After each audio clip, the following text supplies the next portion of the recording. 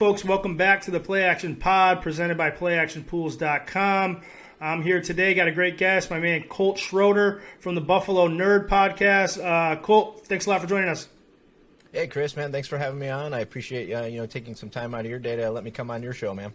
Yeah. Well, the first thing that really caught my attention about your podcast, aside from breaking down the bills, is the way you really put a focus on charities / nonprofits and try to tie them in. First of all, how did that come about? How did that idea come about? Yeah, I mean, for me, it was just I was covering the team last year as part of a different network, and we were kind of doing Saturday live shows and stuff, and I was having fun with it, so I was like, yeah, I really am enjoying doing this, but kind of it just was missing a little piece for me or something. I just wanted to kind of take it a little bit step further.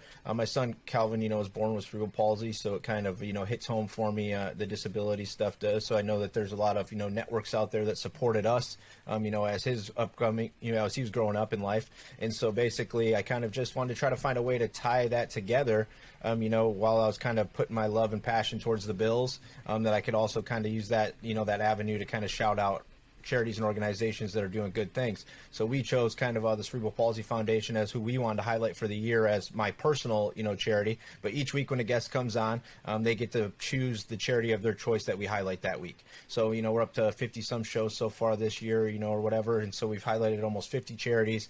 So the guest gets to come on, kind of tell us why they chose that charity, a little bit about that charity. And then it usually ties into a personal story of some sort of theirs, so you get a nice personal touch of what's really going on in people's lives. We've covered everything from, cancer, mental health, youth, adults, domestic violence, all the gamut of different things that are going on out there that I don't think a lot of people know about. So it's just kind of something I wanted to try to do. And the guests are really enjoying it. They get to kind of take a time because they all cover sports too, right? So they only talk about kind of the Bills and sports and fantasy and stuff like that. So it's kind of nice for them too to get a little chunk of time to kind of highlight something cool for them too. That is awesome. I'm a part of a couple boards myself. And like you said, it usually ties into a personal story. Myself, I lost two of my closest friends in the world to, just basically substance abuse. And we're on the, I'm on the board of, first we started a nonprofit called the Forest Park Project. And then I was also, put on a board of the Michael J. Dias Foundation here in Western Massachusetts, which, battles opioid addiction. And, through the great generosity of supporters and people that love my friends, we were able to open a sober house out here in Western Massachusetts. That's really helping people. And like you said, that personal story is great. And, for yourself, you say you highlight them, but I mean, you've done more than that. You've actually raised some dough, right?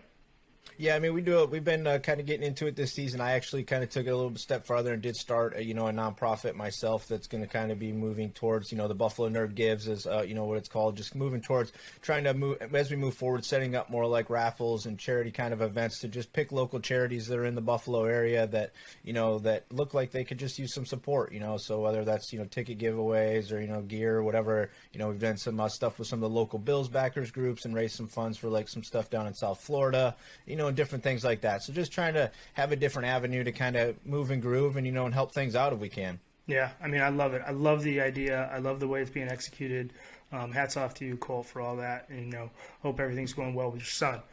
Appreciate that.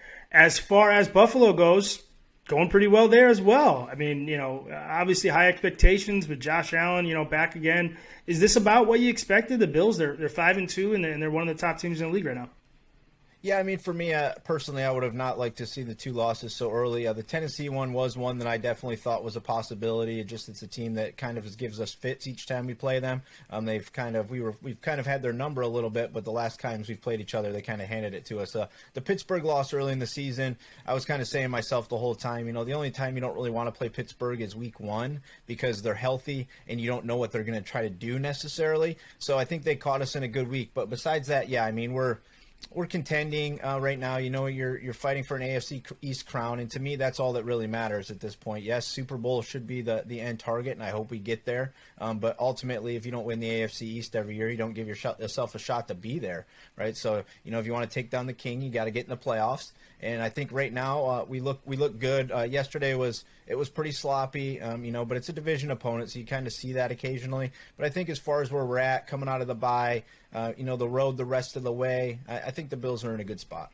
What have you been most impressed with from the Bills on the field, or what surprised you, or maybe it didn't surprise you, but what makes you most happy as you're sitting here 7 games in? Yeah, I mean, for me, the offensive production has been phenomenal. I mean, besides a couple of games there, they're approaching almost 40 points a game. So they're executing offensively. They're spreading the ball around. It looks real good. But kind of I wouldn't call it a big surprise because you saw it at the tail end of the season that the defense was legit. They're missing a couple pieces, and so far this season, they're holding teams down. They got a couple shutouts. That's not something that happens in the NFL barely, and let alone to have a couple in the same season so far. They look good. I mean, there's just in the way that the depth is really produced. You knew it was there. You kind of saw it. If you've been following the team, they've been building this depth and they've been building this contender. But actually seeing those guys step up and kind of fill in and be part of it and not see it drop off, it's been nice. Thoughts on Josh Allen? Your personal thoughts on Josh Allen? How do you feel about him? What's his ceiling? Tell me about how you feel about Josh Allen. Well, Josh Allen, each and every week he's still working through things. He's young, so he's still learning his way. So I usually just the first couple minutes of the game when he's out there, I look for Sugar Rush Josh is what I call him. You can kind of see it in his eyes. You can tell if he's a little more amped up than he needs to be, because I think that's what it typically is he's good, and he's so good that he doesn't really need to amp himself up to be ready, and he gets himself amped up, and sometimes I think that leads to him throwing it a little hot. He gets a little antsy with some of the things he does. So I usually just watch the first couple plays, and you know what you're kind of going to get from him. But I think we haven't seen it all yet. This kid's still got room to go. He's got an excellent set of receivers around him, so that's only going to help him, produce as he gets better and better. He should be an MVP candidate again this season, I would imagine. When it's all said and done, and his ceiling is, I think, probably what you kind of saw yesterday. Even in a crap game, he still could put up 50 yards, and he can get a couple touchdowns out of that each and every week. So, but he does have that also. He typically eats Miami up. He's got more touchdowns against them than any other team he's played. So his sky's the limit right now, I still think, for him. I don't think we've seen the peak yet. The journey, do you appreciate the journey? Do you like going on saying, hey, this is a quarterback that could end up being an all-time great? We know he has room to go. Do you enjoy going on that journey with him, or does it get frustrating? Like, I can see what he can do. Just do it. From seeing him in the beginning when he was barely hitting, 50% of his passes for his first couple of years, seeing where he is right now, it's just like you still get frustrated with some of the stuff, right? It's because it's like, come on, Josh, like, don't do that. You know better than that. Like, come on, just take the easy stuff. You see him kind of doing it now. His only thing he's had trouble with this season so far, I think, is he wants the big play so badly that he's been waiting on it, and he's waiting on it, and he's not necessarily taking what he's getting all the time. So he's still got room to grow, and it's exciting to see, right? Because you know he's your guy. You've paid him now, and you just hope that – I started out the season saying I don't need anything more than what he did last year. I'll take less than what he did last year as long as he's consistent. As long as he's not making massive mistakes. They were showing the stat again yesterday. In his entire career – he has not thrown an interception in the red zone. His entire career so far, right? So, yeah, it's a short career, but that's the tightest windows there are, right? And he seems to have it down there. So altogether, it's fun. You get to see him hurdle guys one week. The next week, he might be laddering the ball that you're like, dude, no, don't do that. Don't do that. But in the end, the scoreboard has a W on there, and you're like, this is what we're all about, right? So it's a blast. What keeps you up at night? What gives you fits? If this Bills team doesn't live up to expectations, what's it going to be? What's going to be the reason why? I think it's just going to end up being, for me, is I want to be there in the end. I just don't want to see an early exit. So if we end up getting what I think potentially our path the rest of the way has a tight stretch in there where we play some legitimate teams that could be a kind of a fit for us. But the rest of the way we're playing only 2 teams over 500. So you kind of hope a number 1 seed is going to be in your future, and if that's the case, you just don't want that early exit, man. So if we get in the playoffs here and we're just a one and done, that's kind of my only fear at this point. Besides that, I'm happy to be there. After 17 years of not being there, when you get so many consecutive seasons of getting there, it's cool just being part of it. And the AFC's a gauntlet this year, so realistically, any weekend in the playoffs, you could be done. Yeah, I'm looking at the schedule here. I'm looking at Jacksonville. I'm looking at the Jets twice, the Colts.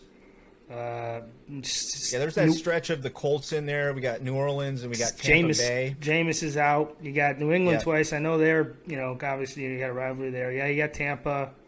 It looks Yeah, pretty there's Atlanta smooth. in there. Yep. Yeah, now the Jets, they've only beat 2 teams so far this year, and they're 2 of the best teams in the AFC. So you say the Jets twice when you see that on the schedule, and then you're kind of like, well, hopefully we don't come into those games saying it's just the Jets, because they definitely could hand us a loss. We've seen them take down a really good football team yesterday with a guy just playing his first game ever, right? And it's a division game, so they can tighten up. But you would anticipate, yes, if you're looking at that schedule, Jacksonville, Jets, even the Colts, they've kind of fallen a bit, but you saw they took Tennessee to the end yesterday. So yeah, it should be, especially when you look at who Baltimore's got to play. Look at who's Kansas City's playing. You look at who Cleveland's playing. They got to play each other a lot, and that should make the path for the Bills a little easier. Jacksonville this week. Minus 14.5. I'm sure that number will move.